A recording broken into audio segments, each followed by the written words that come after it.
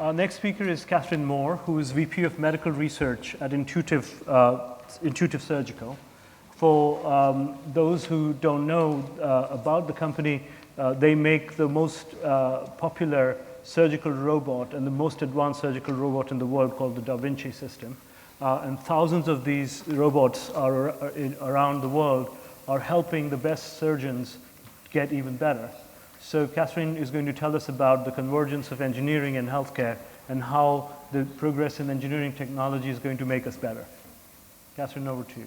Thank you. So thank you for the kind introduction and a lot of exciting things that have been talked about so far. I'm in the section that's what we're doing in the here and now. But before I jump into telling you about some of the things we're doing in robotics today, I'm going to give a little history lesson on the effect of technology in medicine. So this is a graph which has along the bottom income per person, GDP per capita, and along the y-axis life expectancy in years. And this is the year 1800.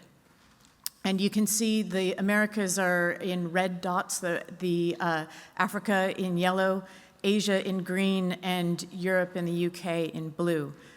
But you also don't see a lot of spread. You don't see a lot of difference between many of the countries back in this day. They're clustered around the same area of income per person. You can see that there's perhaps a little bit of leading of Europe there. But you go to 1900, and you start to see them spread out. You start to see pretty big differences showing up in the GDP per capita, and Europe and the US are sort of leaping out in front. And you can draw a line through this, and this is pretty much how much healthier you get when you get wealthier. The effect of having better sanitation, the effect of being able to educate, all of these sorts of things help lead to better health care.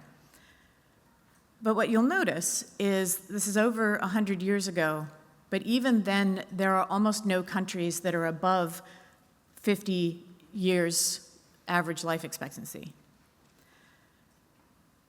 So now we'll fast forward another 50 years, so into 1950, and the line has changed.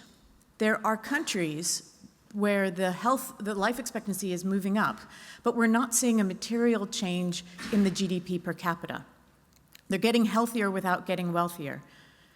You jump another 60 years in this case, and the line is jumping up again and it's flattening out. And what's really interesting here is a few years ago, there are almost no countries in the world where the life expectancy is lower than 50 years.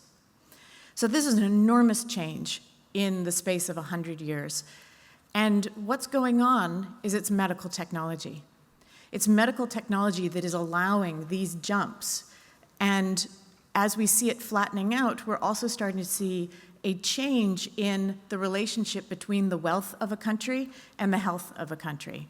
And so even though the poorest nations are still really have not made much of a change in the last 200 years in real terms of GDP per capita, they've made enormous strides in longevity.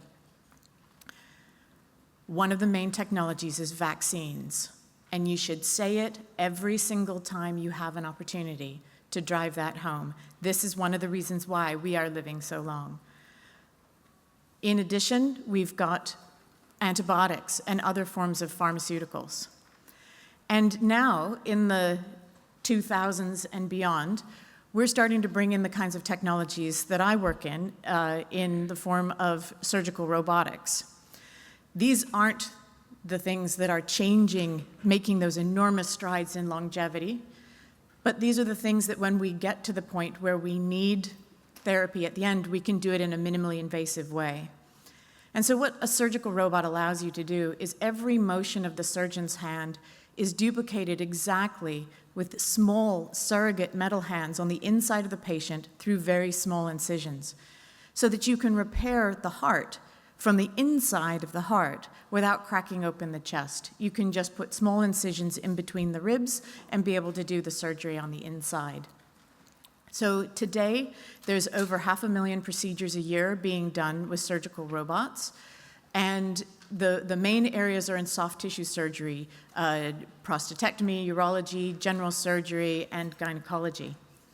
And more, we're starting to see ORs that you would have thought were kind of futuristic. This is actually what many of the ORs are looking like today. But the big idea behind all of this is going from the large incision, which actually serves no therapeutic purpose whatsoever for the patient, to the small incision while being able to do all of the same things on the inside.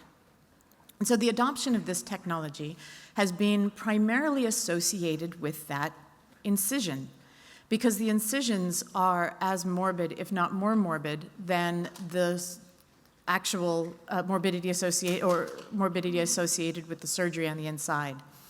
And so when you go from open to MIS, you have a significant reduction in complications and a significant reduction in readmissions, because most of those are associated with the incision.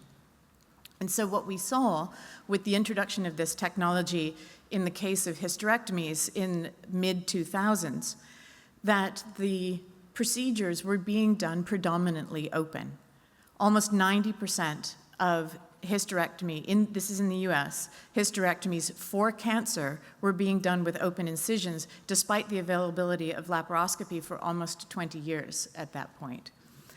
And so when you bring in this kind of technology that allows you to do the same procedure that you would do through the open incision with small incisions, we saw that flip.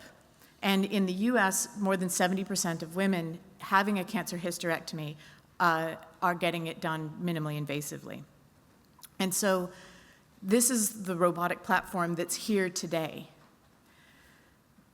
But I would say that that's not really enough. I told you it's about the incision. And at this point, it really is about the incision. This is where the benefit is coming from. But when you place a camera between the patient's tissue and the surgeon's eyes, and robotics between the patient's tissue and the surgeon's hands, you start to be able to do things with data and imaging that you couldn't really do with an open surgery. We're not trying to asymptotically get back to what we had when the surgeon was able to open the patient and put their hands and eyes inside, but instead we're starting to think, what can we do in addition? And so we have fluorescence imaging that you can put on these cameras now that will allow you to see, with the dyes that are currently available, where the blood is flowing. You can see whether you've got perfusion in an organ. There are multiple agents in development now which are targeted to bind to cancer. In this case, it's a folate receptor. And so on the left, you see what the gynecologic oncologist would see if they are doing an ovarian cancer surgery. And on the right, you see what they would see if you can turn on the fluorescence and highlight anything that's expressing a folate receptor. And so a really not terribly surgically tractable disease, ovarian cancer, starts to become something that's potentially surgically curable. In addition, robotics allows us to have somewhat of an arbitrary scale between the therapy that we are executing and the surgeon's hands. All of our therapies are at this scale because for hundreds, if not thousands of years, this has been the scale at which the surgeon can operate on the patient. But there is clinical value to be found in very, very small places in the body. And so on the right, you see the image of the back of the retina. If you get a shower of clots into those vessels, you will lose sight to the portion of the retina that's fed by those vessels unless you can get those clots out. Those vessels are about 30 microns in diameter, and the accuracy of the human hand is about 100 microns. But with a robotic intermediary, you can be working down at 1 micron.